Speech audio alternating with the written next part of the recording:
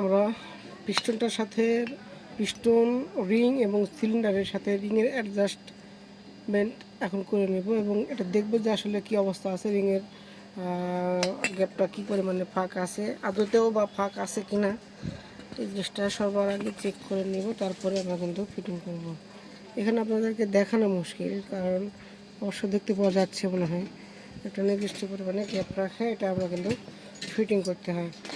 তো এভাবে সবগুলোই আমরা কিন্তু প্রত্যেকটা রিং একটা একটা করে আপনার কম্প্রেসার রিং, মোবাইল রিং, এই সবগুলোই একটা একটা করে দেখতে হবে এবং সর্বশেষ আমরা এটা তো দেখা যাচ্ছে কি অবস্থা, এটা সাদা হওয়াতে বোঝা যাচ্ছে, তবে এটাও ঠিক আছে। দুইটা গেল, এখন আরও আছে মোট 5টা রিংয়ের মোবাইল রিং আছে দুইটা আর তিনটা, আর একটা হচ্ছে দুইটা আছে কম্প্রেসার রিং।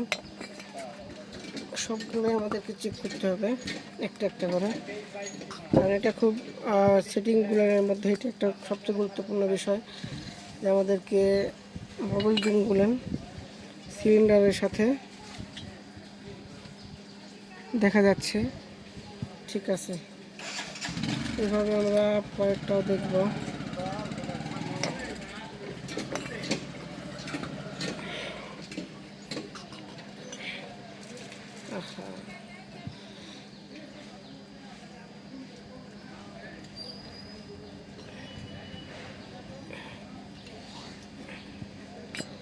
যথেষ্ট পরিমাণে